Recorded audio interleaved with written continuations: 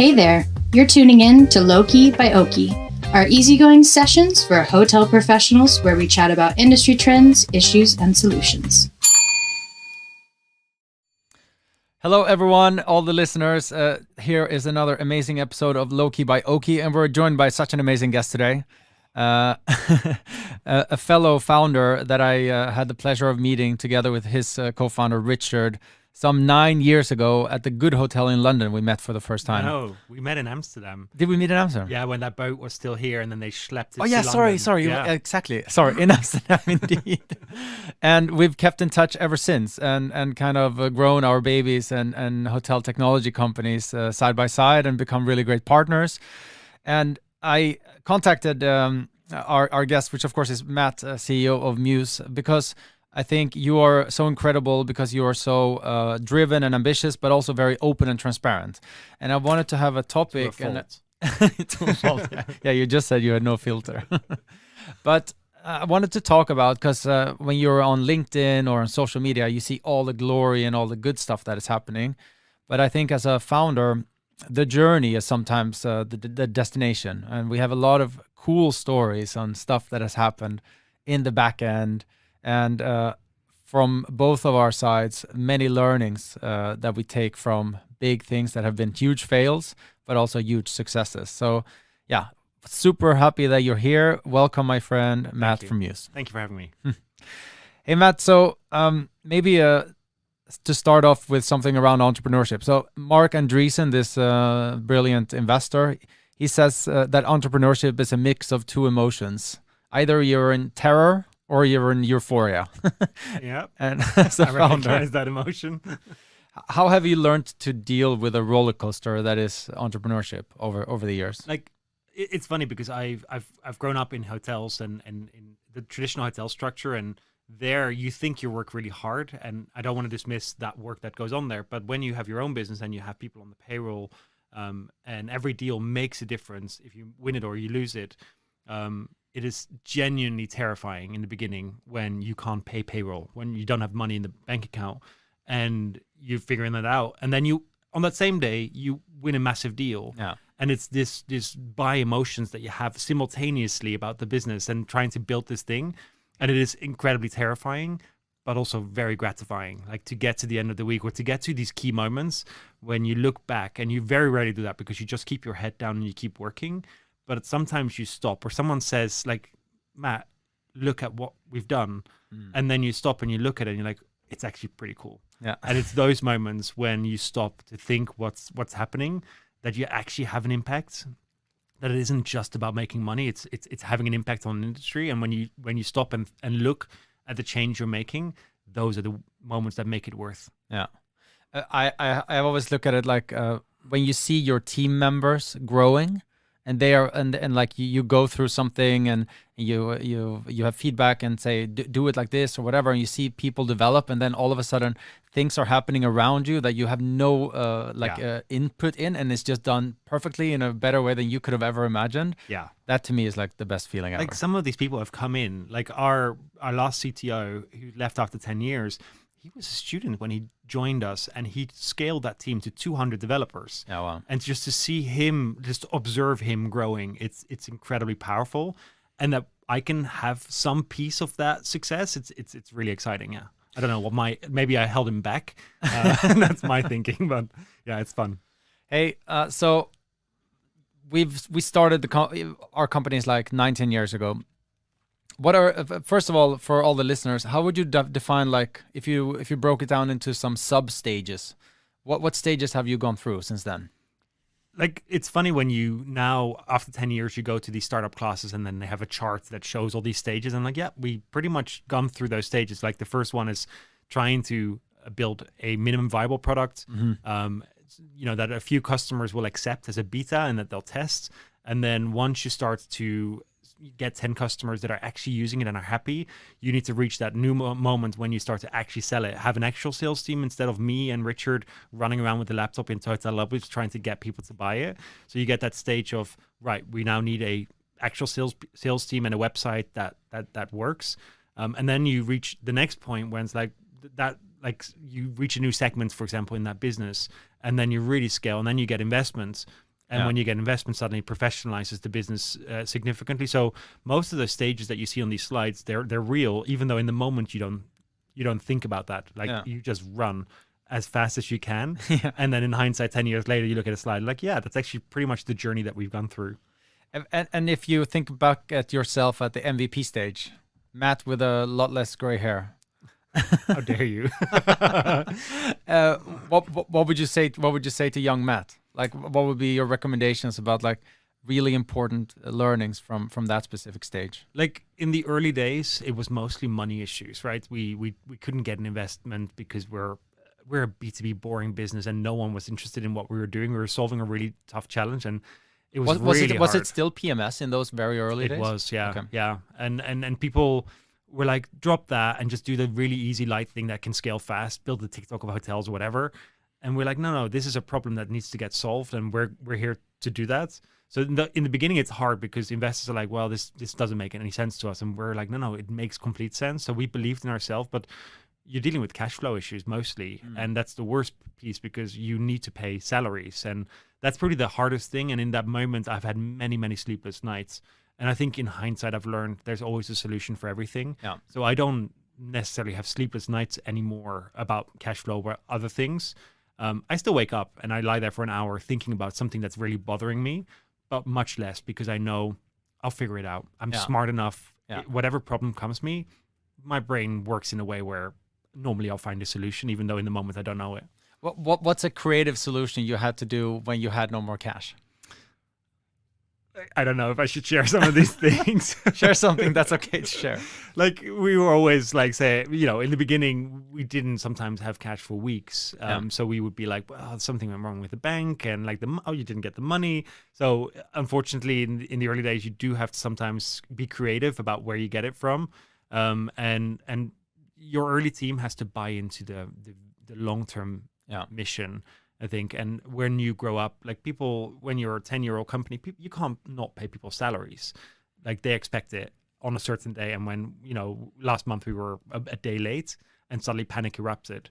And, in the beginning we got away with murder almost, which you just don't at a later stage. I think we had to get really creative around cash flow management and sometimes not paying suppliers on time, holding back. You can get customers to prepay, maybe? Oh, we've had that moment where we're like, well, why don't we get everyone to prepay? Like if we can get 60% of our customers to prepay for the year, that will solve our cash flow issues. And we completely went one way. And then, 2 years later, we're like, we've basically discounted our product because we wanted to get the prepayments. So our average price has dropped, which also isn't a great thing because investors are like, that's not great. Yeah. So we've definitely had that stage. Yeah. I can really recognize myself into that. And you end up going from one stage to the next, and you kind of, you basically turn between those two for as long as you need. Cool. Hey, how are you different as a CEO today, you think, compared to how you were 10 years ago? Not much. I think at the core, I'm still who I am. And it's funny, we hired a few years ago a guy, Bastian, who runs our operations team now on the sales side. And he worked with me at Hilton. And he's like, already back when you were a sales director at Hilton, you were never going to tell me what to do. You just like, figure it out. This is your goal. Go do it. And I don't really give detailed direction to people. I just trust that people are smart enough to figure it out. And then he came into Mews and he's like, I remember when you said that at Hilton to me, and that kind of stuck with me. And you really haven't changed that much. Like still today, sometimes I micromanage, but often I can pull myself out of it and say, okay, this is what we have to do. You're smarter than I am, so you go figure it out. And I trust that you'll do the right thing. And if we fail, we'll figure it out. We'll fix it somehow. So in that sense, I haven't dramatically changed. But I think my biggest thing is I know more than anyone about this business because I've been in it from day one. And I know everything about every department. So I have way more context than I ever had before. And I think that's the really valuable thing for me today. Talking about micromanaging, I feel like I feel, at least for myself, I need to micromanage when I feel like I cannot hold someone else accountable for doing something. So like accountability for us is a really, really big thing. And like, I feel like something many organizations struggle with. If there's this really famous triangle of something, I can't think of it, but like you have like trust, and then you need to be able to have conflict that leads to accountability and eventually results. Like, what are great learnings from you and from Mews on how to drive accountability from each other? I wish I had the answer. Genuinely, this is the word that I use so much. I'm like, who's the accountable person? Yeah. And because our org is now, we're 800 people and we're hybrid and cross-functional, and it gets really confusing about who should carry the responsibility because it's a shared responsibility, but you want to point out that one person that I can look at. You're like, you take this home. And it's a struggle still today at the scale that we are. And most companies struggle with it. That's probably one of the biggest challenges that any modern company struggles with. But we engage in it. Like, we lean into that conversation. So we do an exercise with our leadership team where we call it the elephant in the room. And everyone has to write their elephant, the thing that we should be talking about, but we're not. Like, we're brushing over things and like, no, stick it on the board, and then we vote, and then we talk about that thing. And cross-functionality and accountability is the one that keeps coming up. Yeah. Which is great because at least we're leaning into the conversation. We're getting better at it, but we're definitely not great at it. We are now starting from the leadership team down that everyone has to have a personal, completely objectively measurable KPI, 1 or 2, that they are completely responsible for over time. Nice. And then once you've defined that per leadership member, my view is that will trickle down to the rest of the organization. But we have to be holding each other accountable on the top level. Nice. How else can we assume that the rest of the organization will? And once you have those defined, I think we can then start to say goals. So say marketing is responsible for SQLs. Okay, that's very clear. That's what that head of marketing should do. And then you set that goals that person is. So that's different from OKRs, but then personal. Yeah, like it's actually last night we had a long discussion with one of our leadership teams about OKRs and how do they compare to KPIs and our long-term goals. So we have a 2-year strategy, and then we have KPIs that are consistent throughout that 2 years that we will always look at. And then the OKRs are like, right, this one KPI has gone off the rails, or it's actually we could do way better in this KPI. So let's use the OKRs to steer that a little bit. Yeah, and that's the theory. So I wish that it worked that beautifully at Mews, but when we look back at last year, when we made some OKR decisions, actually it really drove the whole team in a direction that it wouldn't have gone into if we would just looked at KPIs. Yeah. So the OKR angle is an important one. I fully agree. This is like the maybe second year that we're doing it, and I can see how we're making incremental improvements. Yeah. And I'm just so convinced. So for any entrepreneur or wantrepreneur that is listening, it is definitely worthwhile going through. And the first couple of quarters you're doing it's going to be a mess. You're supposed to fail, apparently. Yeah. That's what I've heard, and we failed for 3 years so far, so we're doing well. Yeah. Hey Matt, what is the one thing that has been most instrumental in the success of your company, I think? I think having a founder, Richard, that you just get on with like a house on fire because you share the challenging times and the success, and you can call someone about the challenges and you don't feel like you're all alone. And honestly, without Richard, I would not have built the business to what it is today. And it's the same for him. Yeah. So like, I think that has been really, really pivotal. And he is out there reading the world and the internet, and he challenges me to keep up with him, which is really incredible because I don't naturally gravitate to read huge amounts. Or read beyond SaaS, software as a service, or hotels, because those are my passions. And he'll read about the most bizarre topics, and then he'll pull me into that conversation, and it pushes me to just get out of my comfort zones. Yeah, but I think Richard is really good at making people enthusiastic. Yeah, and I think that he's like a Labrador puppy. That's what I think of him. It's really enjoyable to listen to him. Yeah, and when I think about Oaky, like, starting any company, you have to have the ability to make people enthusiastic about what you do, to get investors, to get a team around, to get customers, partners. And a learning that I thought about as I was walking with my baby and kind of thinking about this podcast is you should always just be yourself. And I remember, especially in the early days, feeling so insecure. I was always trying to please everyone and be someone for everyone. But at some point, I met this wise person who told me, Erik, there are always going to be 3 types of people. Those that love you, those that don't like you, and those that don't understand you. And if you try to be someone else, you have those 3 camps there too. Yeah. That for me was such an aha moment of just feeling really confident in, well, screw that, and I'm just going to be myself. Nice. And let those that love you. I love that. Yeah, right? I love that, yeah. And I think that's really a critical when for anyone, a huge learning for me, that if you want to drive people to be enthusiastic, it has to be genuine. But like, and I think I look at a culture at Mews, and me and Richard, we deeply live it. Like we love the business we're building, but we also love the people that are in the business, and we want to protect them, but we also want them to grow. We want their mindset to open up. So we really embrace conversations around diversity and inclusion. And whilst not everyone loves those conversations, I think it's so critical that we have a very, very diverse workforce that represents the customers that we're targeting. So we really embrace the culture, and it's not like building a business based on metrics. You have to have a human angle to it. And we have really strong emotional intelligence. Like we can sense when something's off, and we lean into that. And we don't just push like the people leader to deal with these things. Yes, they're an important player, but it's us. Like we set the culture the top down. And I mean, a reason why you have transparency as a value is probably because you and Richard are transparent people, I would imagine. I think so. Like I have no filter whatsoever. I'm like, ask me any question, I'll answer it, because I think if I give you all the context, that kind of alleviates me from having to make the decision. So I genuinely want everyone to read the P&L and question, like ask smart questions about it, because it means you've actually looked at the numbers and see if they made sense to you. So we put everything on a shared drive. Everything is shared. We have an all hands every week. You ask me anything, and I'll probably answer you share it. your roadmap.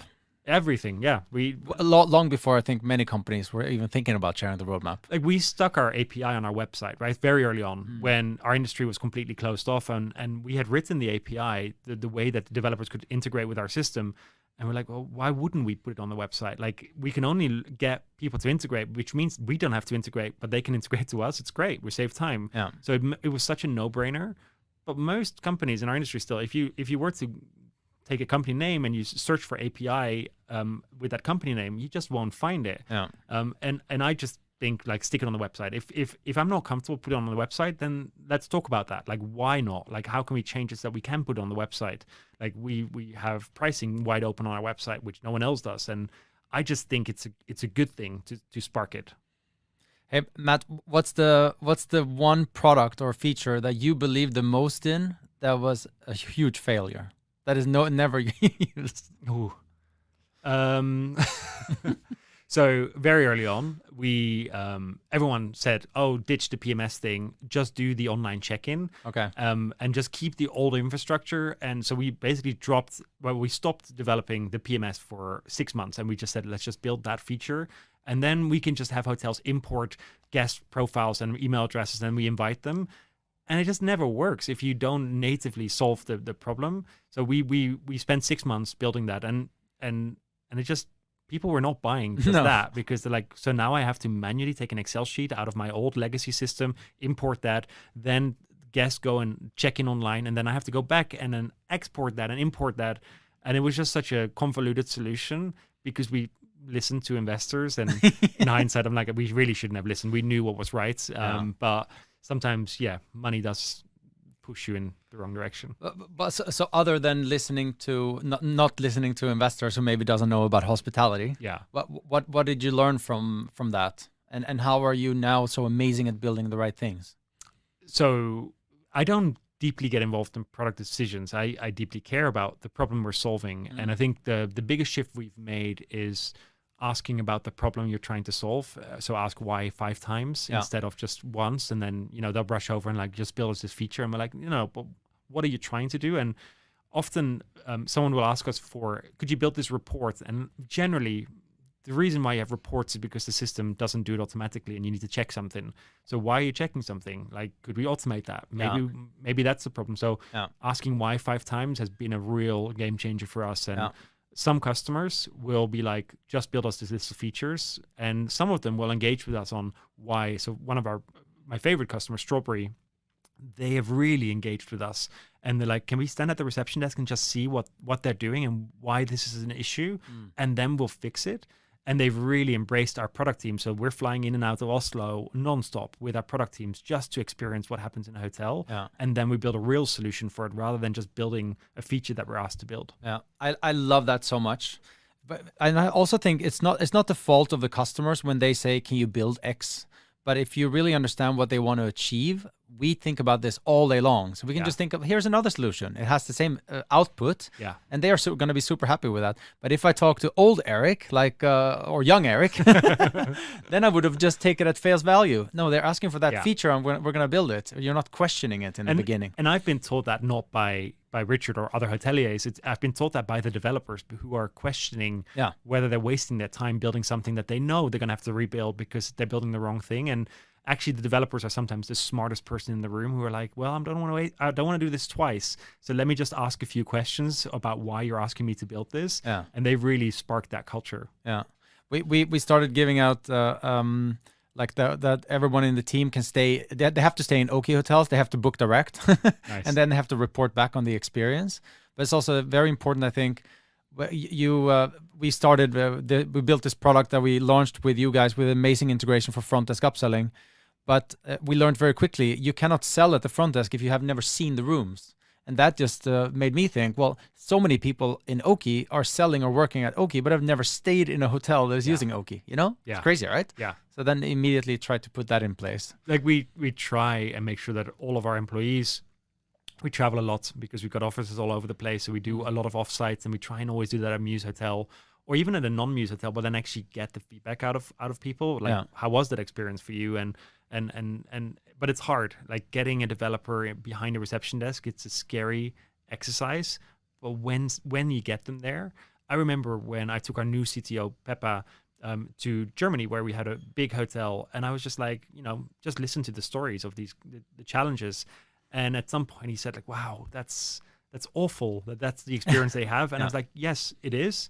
But actually, the system is great. But actually, if we can fix these few small things, we'd make their life so much easier. And for him to have seen that in real life, it just, it was so valuable because he now can fight for that customer in front of his teams. Yeah.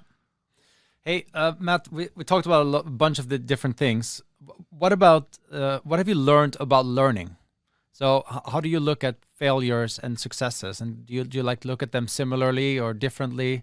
How do you learn at Mews, and how have you made learning a real like cultural thing? So we're avid readers at Mews, even though I said I don't read that much proactively, but there's a real culture that we stimulate about reading and sharing articles, and we have reading channels and reading clubs. So we really have a culture where we're like, everyone should continuously learn.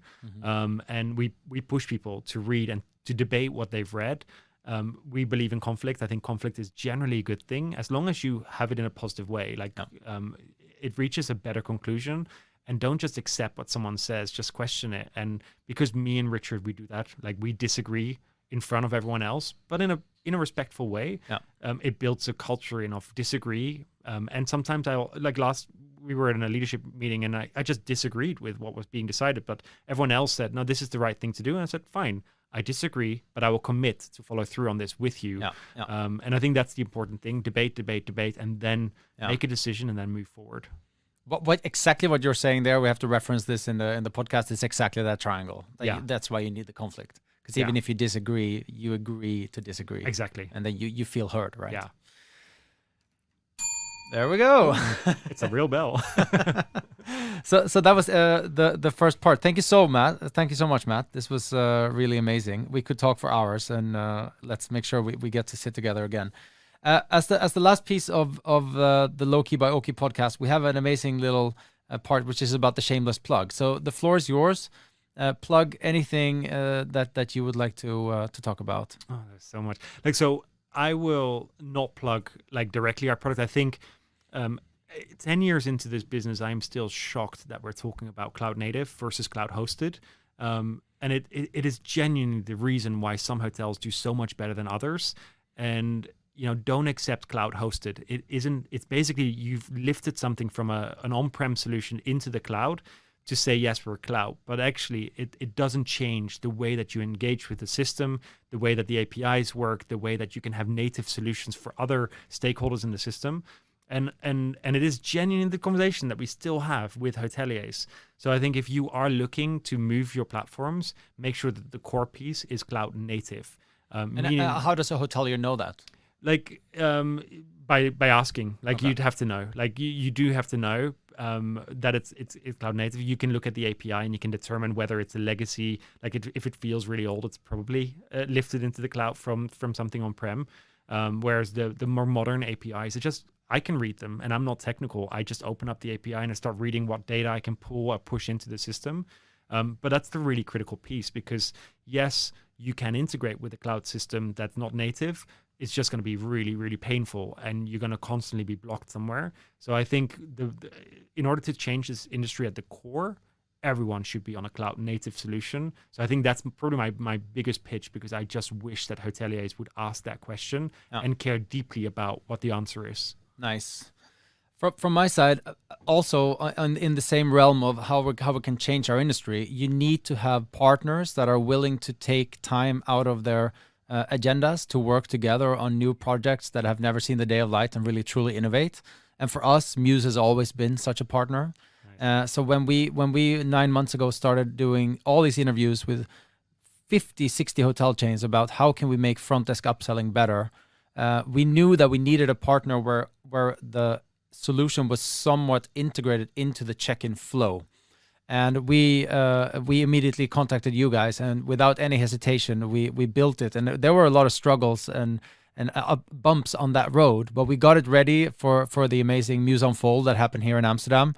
And I'm just really proud of being your friend and partner, because thanks to you, I think you have created a company that is open to such partnerships, and we are now seeing that we are driving enormous value. And I mean, our customers love that combined solution. So thanks so much. And the thing is, I didn't know you guys were building that, but you had gotten so close to our product team that naturally our teams even better work together. Yeah. So when you presented this to me at Unfold, I was like, this is incredible. So it's inside our product. You built the solution. Yeah. How did you get through that? Because I've never been able to do anything inside our product like with an external partner. And it's because our teams love you and your teams love us. And I think that's the power of it. Yeah. Hey, Matt, that's it. I mean, as a conclusion, I'm normally very good at concluding and summarizing, but I think we talked about everything from A to Z here. But got a very, very good understanding into kind of the life of an entrepreneur, and from two founders who love hospitality as many as the people that love it the most. Matt, it's been an absolute pleasure to have you here. Thank you so much. Thank you. And we are so happy to have you in Amsterdam also. I know. I get to bike home now, like for lunch, and then have bread. Like it's such a Dutch thing. I love it. Don't forget the cheese. Of course. All right. See you, Matt. Bye. Bye.